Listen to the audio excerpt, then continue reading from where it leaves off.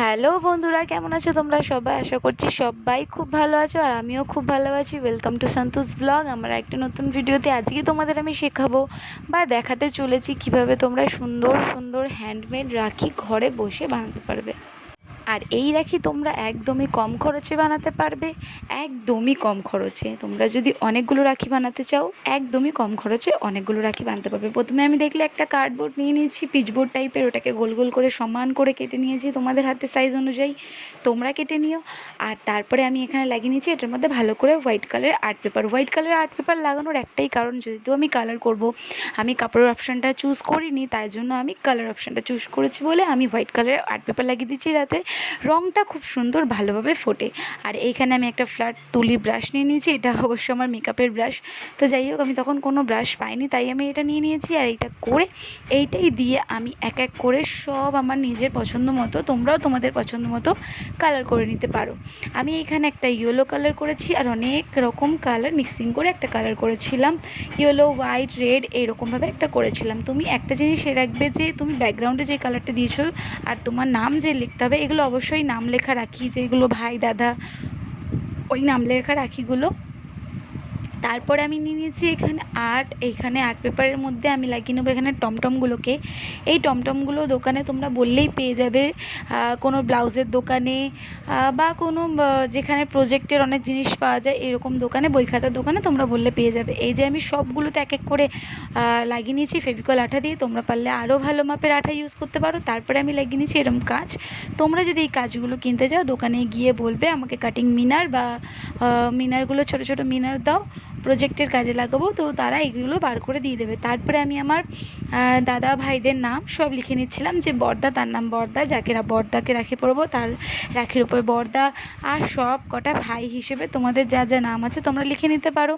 আর এরম এক এক করে আমি সবভাবে লিখে নেবো। আর ছোটো ছোটো আমি কলকা রেখেছি এই জন্যেই, কারণ যখন নামটা লিখেছিলাম তখন একটু ফাঁকা ফাঁকা লাগছিলো, তাই আমি ভাবলাম যে ছোটো ছোটো করে কলকা এঁকে নিই। আর এইখানে তোমাদের একটা কথা অবশ্যই মাথায় রাখতে হবে, যে আমরা যেরকমভাবে লিখি, যে পেনে যেমন আমরা টাচ না সরিয়ে লিখি, তো তুলিতে কিন্তু তেমনভাবে লিখলে হবে না। তুলিকে দিয়ে তোমাকে লিখতে হলে তোমাকে তুলি বারবার ওপর করে উঠিয়ে উঠিয়ে তুলিটাকে লিখতে হবে, মানে সাবধানে। যেমন আমি লিখছি এমনভাবে লিখতে হবে, নইলে তুমি যদি একবারে পেনের মতো কলম চালিয়ে লিখতে যাও, তাহলে কিন্তু তোমার কালার ঘেটে যাবে বা কালার মোটা হয়ে যেতে পারে।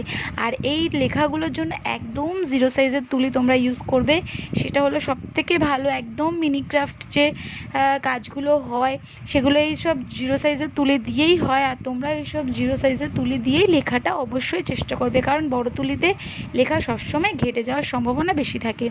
আর এইখানে আমার হয়ে গেছে সব লেখা, তোমরা দেখতেই পাচ্ছ। আর কাজগুলো দিয়েছি, অনেকে কড়ি দেয়, চাল দেয়, ধান দেয়।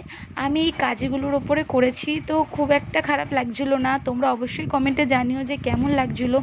তারপরে পেছনেরটার জন্য আমি এই ফিতেগুলো নিয়ে নিয়েছি। এই ফিতেগুলো দিয়ে আমি প্রথমে আঠা দিয়েছি, তারপরে একটা কাগজ দিয়েছি, তারপরে প্লাস চিহ্ন করে কাগজটা দিয়েছি।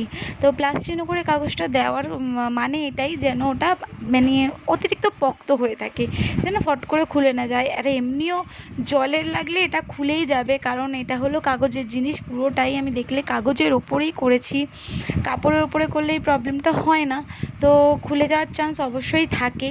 তার জন্য আরও পক্ত করে লাগিয়ে দিয়েছি আমি প্লাস চিহ্ন করে।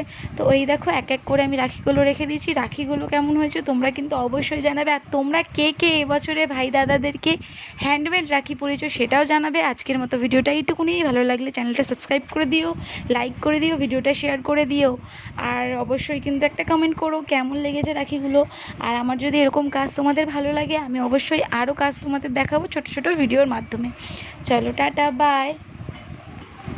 আর সবথেকে বড় কথা হলো, আমার দাদা ভাইদের রাখিগুলো অত্যন্তই পছন্দ হয়েছে, ভীষণ পছন্দ হয়েছে, তারা সবাই বলেছে।